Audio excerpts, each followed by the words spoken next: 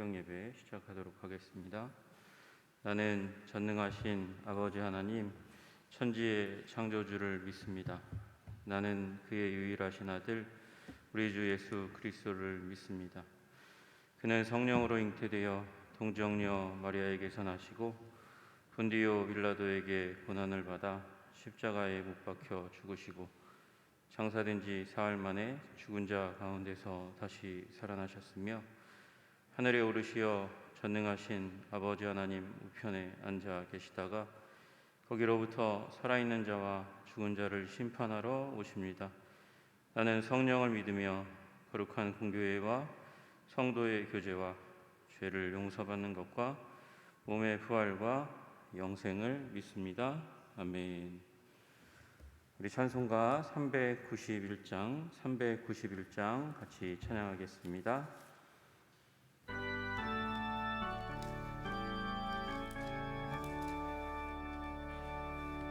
오 놀라운 구세주 예수 내 주 참 능력의 주시로다. 큰 바위 및 안전한 그곳으로 내 영혼을 숨기시네. 메마른 땅을 종일 걸어가도 나 피곤치 아니하며 저 위험한 곳 내가 이를 테면 큰 바위에 숨기시고 주 손으로 덮으시네. 오 놀라운 구세주 예수 내 주 내 모든 짐 벗기시네. 죄악에서 날 끌어 올리시며 또 나에게 힘 주시네. 메마른 땅을 종일 걸어가도 나 피곤치 아니하며 저 위험한 곳 내가 이를 때면 큰 바위에 숨기시고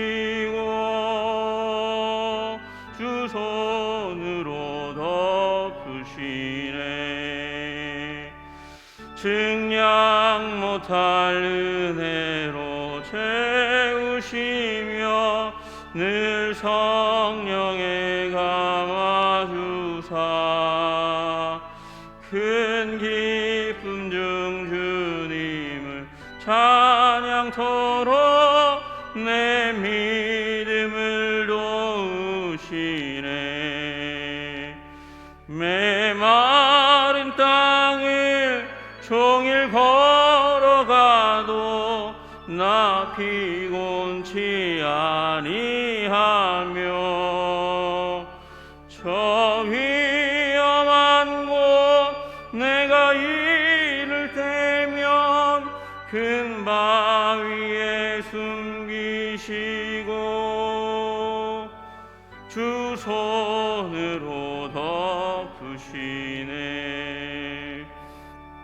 주 예수님 공중에 임하실 때 나 일어나 맞이하리. 그 구원의 은총을 노래하리. 저 천군과 천사 함께 메마른 땅을 종일 걸어가도 나 피곤치 아니하며 저 위험한 곳 내가 이를 때면 큰 바위에 숨기시고 주 두 손으로 덮으시네. 아멘. 우리 찬송가 151장 한 장 더 부르시겠습니다. 151장입니다.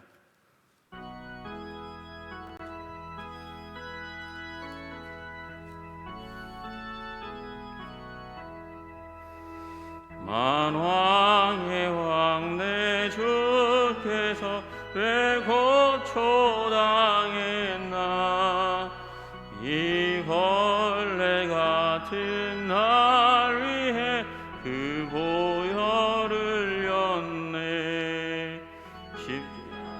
십자가 내가 처음 볼 때에 나의 맘에 큰 고통 사라져. 오늘 믿고서 내 눈 밝았네. 참 내 기쁨 영원하도다.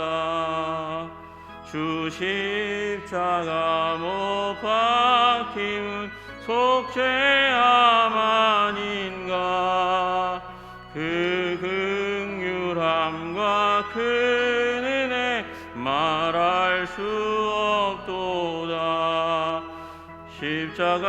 십자가 내가 처음 볼 때에 나의 맘에 큰 고통 사라져. 오늘 믿고서 내 눈 밝았네. 참 내 기쁨 영원하도다. 늘 울어도 그 큰 은혜 다 갚을 수 없네. 나 주님께 몸 바쳐서 주의 일 힘쓰리. 십자가 내가 처음 볼 때에 나의 맘에 큰 고통 사라져. 오늘 믿고서 내 눈 밝았네. 참 내 기쁨 영원하도다. 아멘. 이 시간 우리 기도할 때에 하나님, 우리 이 세상 메마른 땅 종일 걸어가면 피곤합니다. 그러나 피곤치 않게 하시는 주의 놀라운 은혜와 능력을 부어 주시옵소서. 위험한 곳 지나갈 때 우리가 상하고 해를 당할 수 있습니다. 그러나 주님께서 숨기시고 주님께서 덮으시고 지키시니 하나님 그 지키심을 깨달아 알며 살아갈 수 있도록 주님 도와주시고 인도하여 주시옵소서. 주님 우리를 보호하여 주시옵소서. 생명과 능력으로 아버지 우리를 지키시되 우리의 심령이 다치지 않도록 주님 도와주시옵소서. 우리 다 함께 주여 한번 부르고 기도드리며 나가기 원합니다. 주여. 존귀와 영광과 찬양을 받으시기 합당하신 주님, 주님께서 우리 하나님의 백성들을 아버지 광야에서 이스라엘 백성들을 보호하시고 지키시고 인도하시듯이 하나님 우리를 지키시고 보호하시고 인도하여 주셔서 하나님 우리가 상하지 않도록 주님 도와주시고 인도하여 주시기를 간절히 소원합니다. 주의 권능과 능력으로 우리를 지켜 주시옵소서. 주의 사랑과 은혜로 우리를 지켜 주시옵소서. 하나님 아버지 주님께서 주시는 그 은혜와 사랑 가운데 우리가 바로 서서 하나님 아버지 우리가 견고하게 될 수 있도록 주님 도와주시기를 간절히 소원합니다. 주의 생명으로 우리를 지켜주시고 보호하여 주시옵소서. 무너지거나 깨어지지 않도록 도와주시옵소서. 낙심하고 낭망하고 아버지 그래서 하나님 좌절하고 주저앉지 않게 하여 주시고 주님 날마다 주시는 새 힘으로 하나님 기쁨과 은혜 가운데 살아갈 수 있도록 주님 도와주시옵소서. 역사하여 주시옵소서. 주님 갈급한 심령의 은혜를 허락하여 주시기를 원합니다. 풍성한 은혜를 주시옵소서. 생명의 은혜를 주시옵소서. 주님 이기고 승리하는 마음을 우리들 위에 하나님 부어주시기를 간절히 소원하오니 주여 도와주시옵소서. 주님 기름 부어 주시옵소서. 오 주님 오늘도 주님의 은혜를 구합니다. 주님 우리 위에 임하셔서 하나님 보호하시고 인도하시고 지켜 주시옵소서. 하나님 광야에서 이스라엘을 구름 기둥과 불 기둥으로 인도하시듯이 하나님 우리를 인도하여 주시기를 간절히 소원합니다. 성령으로 인도하여 주시옵소서.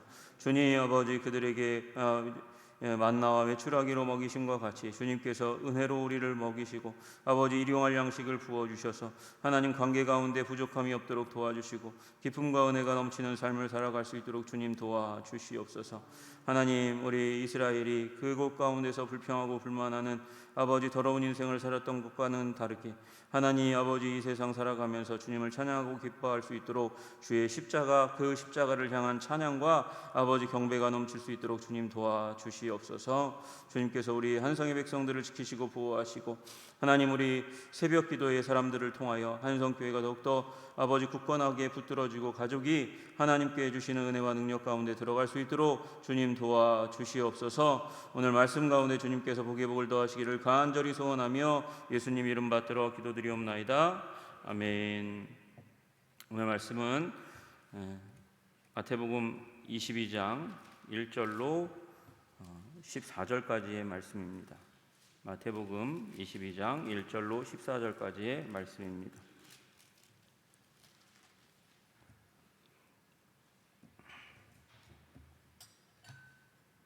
(1절로) (14절까지의) 말씀 같이 합독하도록 하겠습니다. 같이 읽겠습니다. 시작.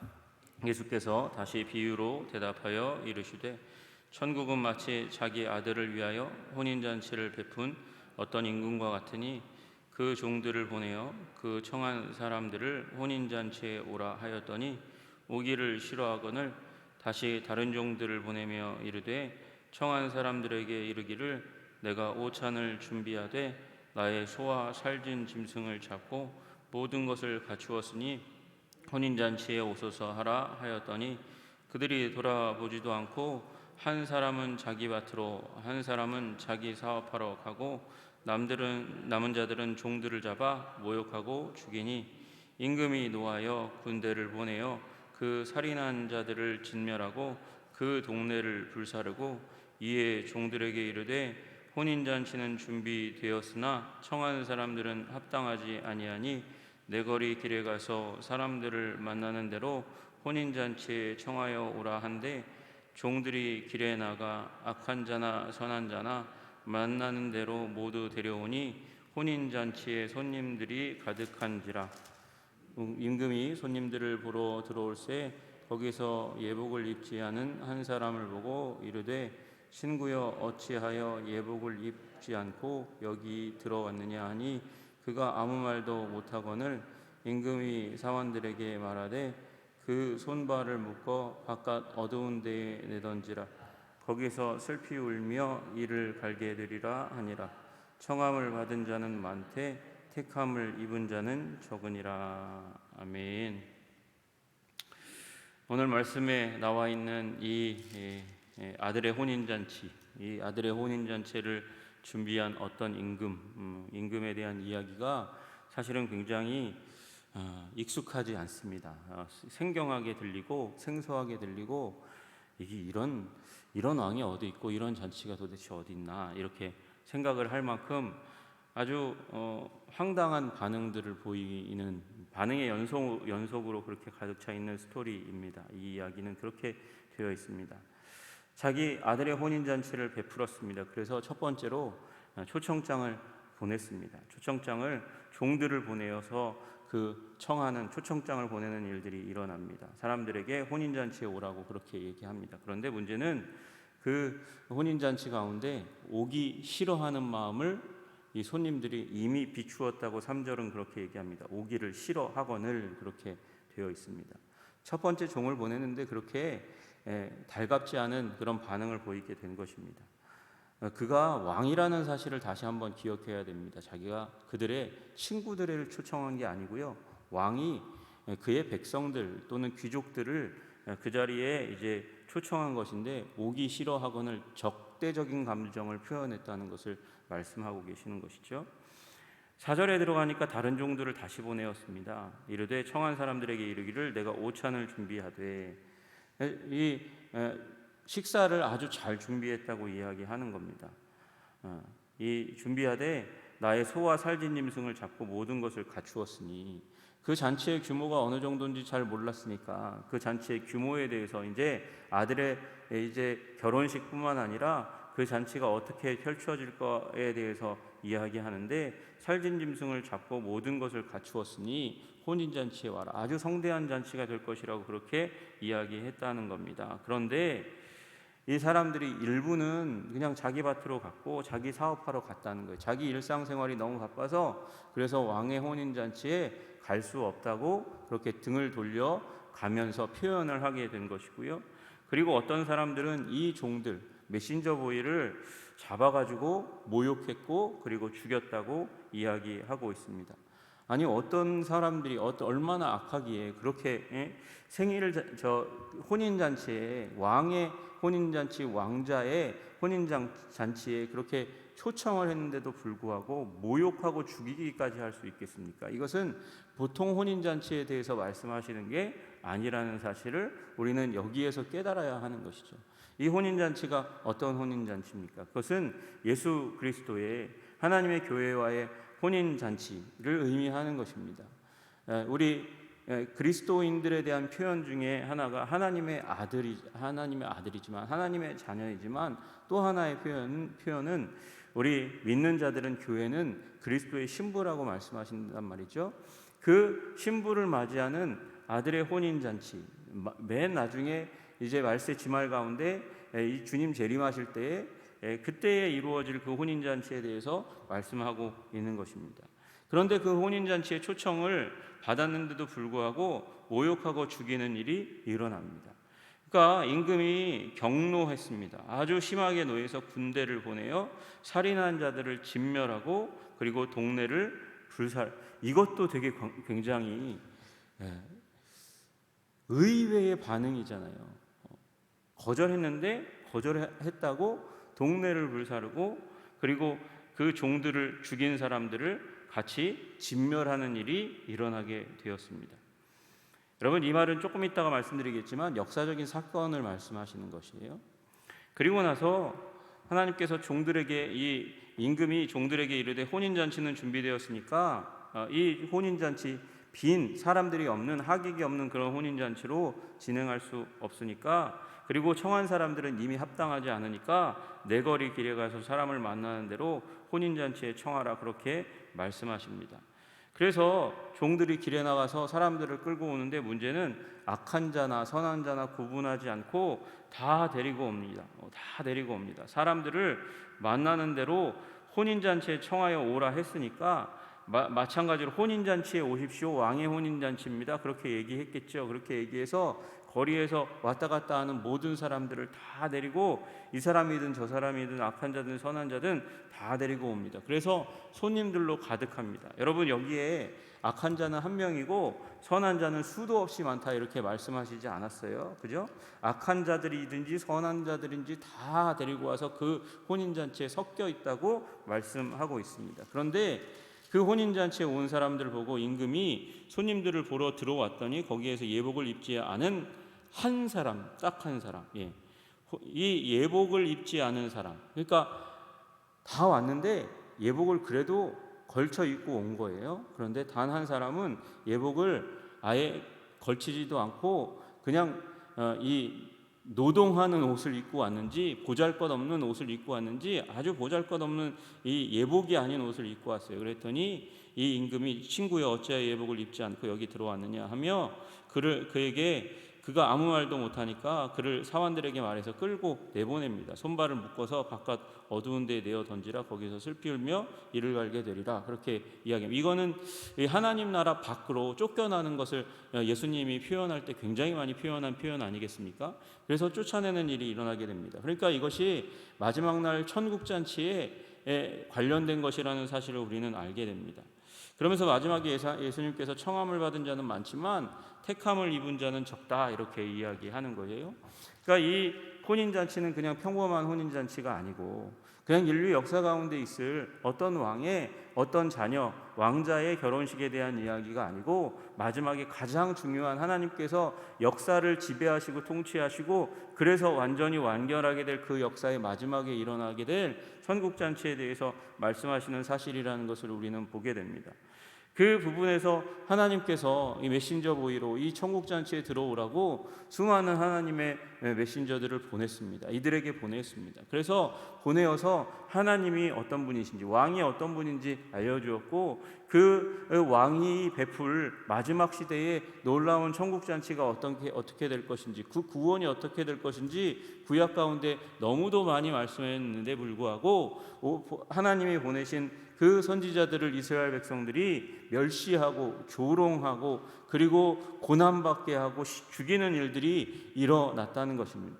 구약의 역사 가운데 예언자들 가운데 선지자들 가운데 하나님의 사람들 가운데 백성들에 의해서 고난을 받지 아니한 사람이 없다는 거예요. 그리고 심지어 그 선지자들을 죽이는 일들까지 있었다는 것입니다. 그러니 구약의 이스라엘 백성이 하나님의 그 부름에, 그 하나님의 말씀하심에 반응하지 않으니 하나님께서 그들을 벌할 수밖에 없는 거죠. 그래서 7절에 보시면 군대를 보내어 그 살인한 자들을 진멸하고 그 동네를 불사르니라 이렇게 말씀하시는데, AD 66년경, 그러니까 예수님이 오시고 나서 사도 바울이 이제 선교 운동을, 전도 운동을 하다가 이제 로마로 잡혀갈 즈음, 그때로부터 해가지고 한 70년경에 사도 바울이 69년 70년에 사도 바울이 이제 로마에서 이제 사형을 당하거든요. 근데 그 어간에 무슨 일이 있냐면 유대인들이 드디어는 이제 친로마적인 성향을 갖고 있는 사두개인들, 그들에 대한 불만이 폭발하고 세금에 대한 문제가 폭발하는 일이 일어나게 됩니다. 그 중에 하나가 칼리큘라라는 황제가 이제 자신을 숭배하고 예배하라고 이제 신상을 세우는 일이 일어나요. 신상을 이 제국의 곳곳에 세우면서 절하라고 그렇게 이야기하는데, 유대민족의 신앙은 특별하잖아요. 오직 여호와 하나님만, 신 중에 하나로 황제를 끼워 넣는 그런 방식의 사고방식을 갖고 있지 않아요. 믿음 체계를 갖고 있지 않죠. 그러니까 그 신상에 절을 하라 그러니까 이제 그 저항의 심령이 표출되고 가득 차서 쏟아져 나오는데, 문제는 여러분 그 부분에서 이제 로마를 향해서 칼과 창을 들고 반기를 들다가 결국은 이제 티토라는 그 장군, 나중에 로마의 황제가 되는 분이 와가지고 이 예루살렘을 완전히 멸하는 일이 일어나게 되는 거예요. 여러분, 그들이 신앙을 갖고 있는 것 같지만 하나님의 메시지에 결국은 순종하지 않았고, 그리고 예수 그리스도를 십자가에 못 박고 멸시하고, 그리고 성령의 역사를 받아들이지 않으니까 신상에 절하지 않은 것까지는 좋은데, 그러나 여러분 진정으로 절해야 될 예수 그리스도를, 구주요 주님으로 믿어야 될 예수 그리스도를 거절하고 하나님의 메시지를 거절하고 하나님의 백성의 정체성으로부터 점점점 멀어가니까 하나님께서 예루살렘을 진멸하고 이제 새로운 시작을 하시는 거예요. 사방으로 사방의 사람들이 모여드는 사거리에 가가지고 사람들을 끌어모은 것처럼 하나님께서는 이제 사방으로 제자들을 보내셔가지고 이 하나님 나라의 초청장 예수 그리스도, 그분에 대한 복음의 메시지를 열방 가운데 전합니다. 여러분, 사방으로 보냈다 이 얘기를 하면 우리 서양 이렇게 그 신학에 젖어 있는 분들은 아이고 복음은 서진했다고 그러던데요. 복음은 유럽으로 갔다가 유럽에서 미국으로 갔다가 미국에서 이제 한국, 아시아 뭐 이쪽으로 온 거 아닌가요? 여러분, 그런데 여러분 아십니까? 우리 신라의 불국사에서 이제 유물을 출토하다가 거기에서 돌십자가가 나와요. 거기에 성모상, 이 불상같이 생겼는데 그 불상 안에 이렇게 아이를 안고 있는 성모상, 예수 그리스도 성자와 성모상이 나타나게 돼요. 여러분, 그러니까 신라 시대에 이미 이곳 가운데, 한국 땅 가운데 복음이 전파되었을 가능성이 있는 거죠.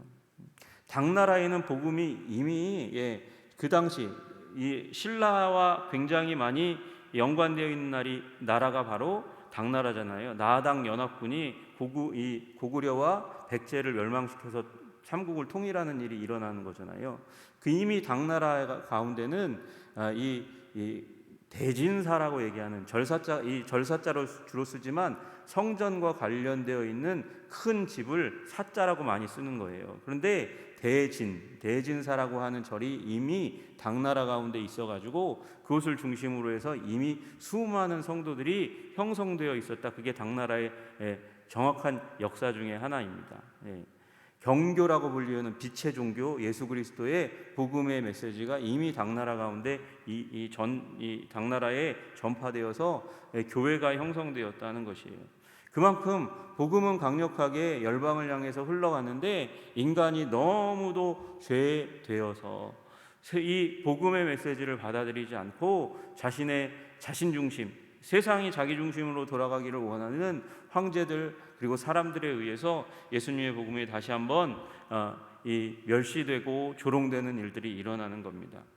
그 가운데서 10절에 보니까 은혜로운 말씀이죠. 악한 자나 선한 자나 다 모셔왔어요. 다 데리고 왔어요.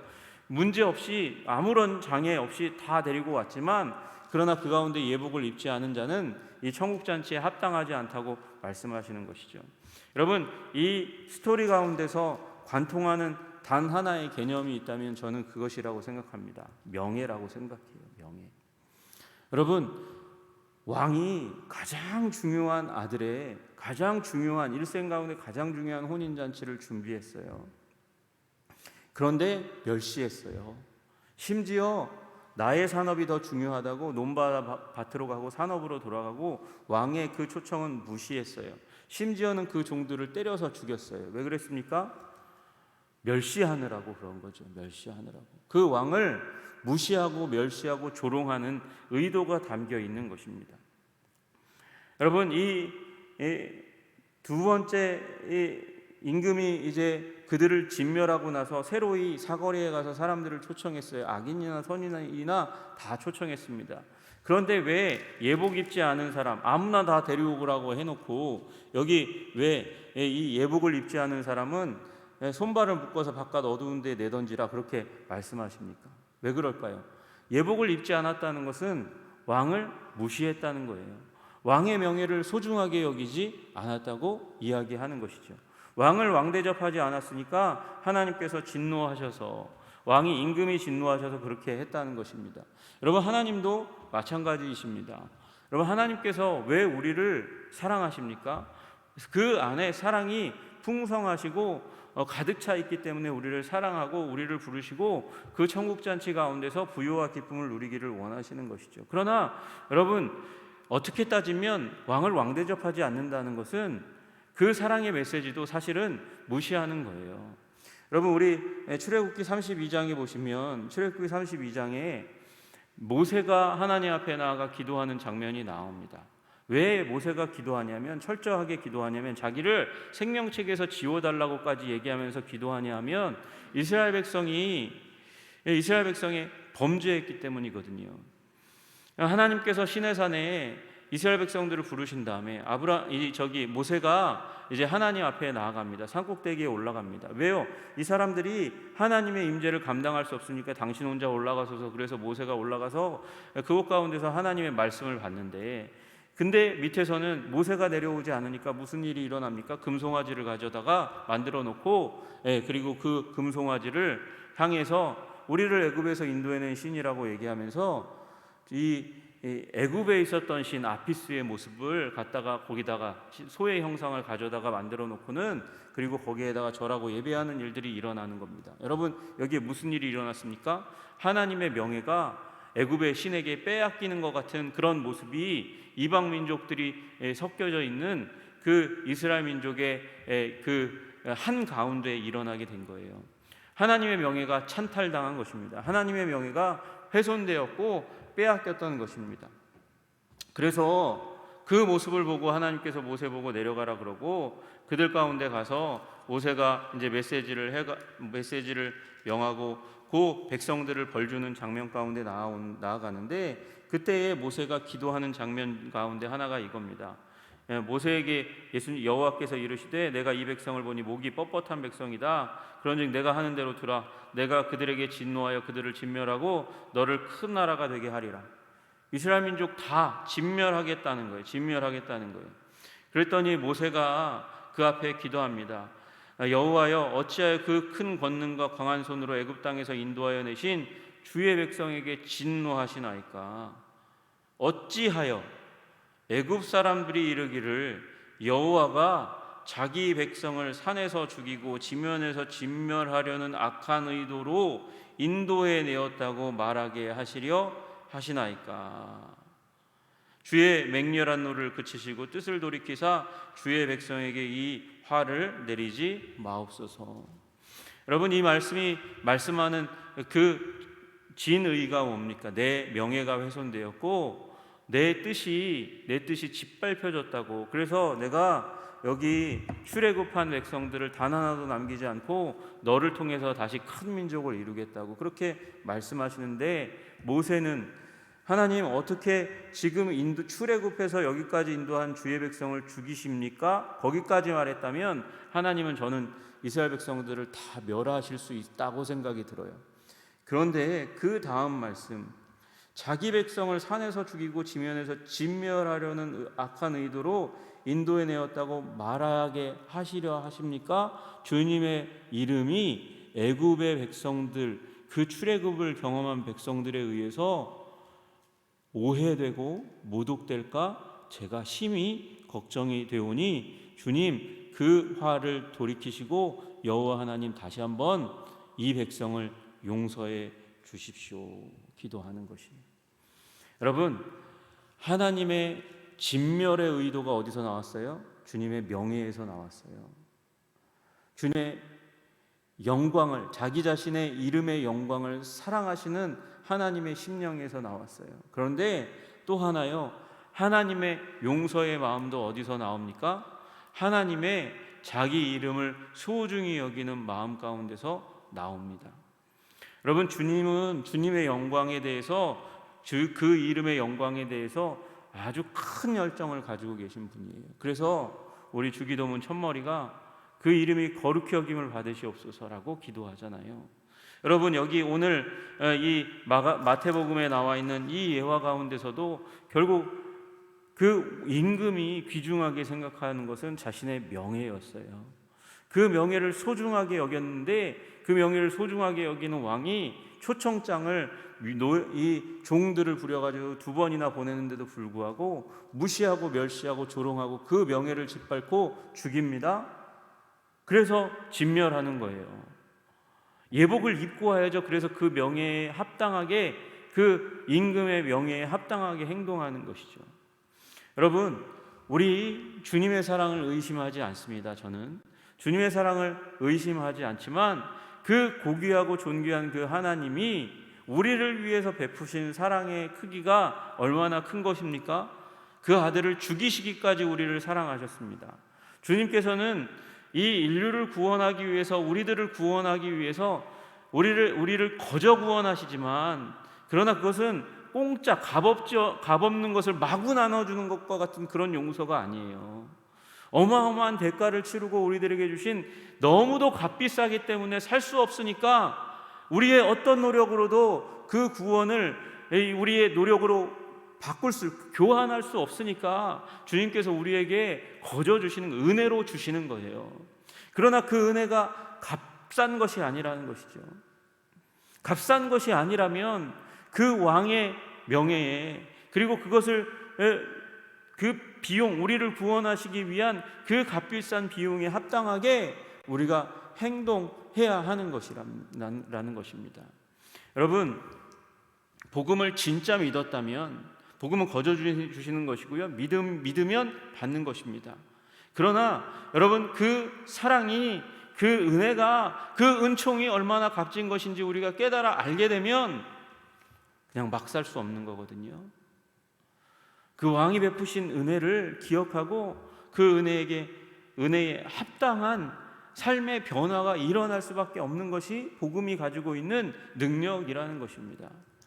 여러분, 주님이 우리에게 주신 그 은혜로운 초청을 여러분, 우리 인류 모두가 받았습니다. 여기 말씀하신 대로 청함을 받은 자는 많다고 말씀하십니다. 그러나 택함을 받은 자 누굽니까?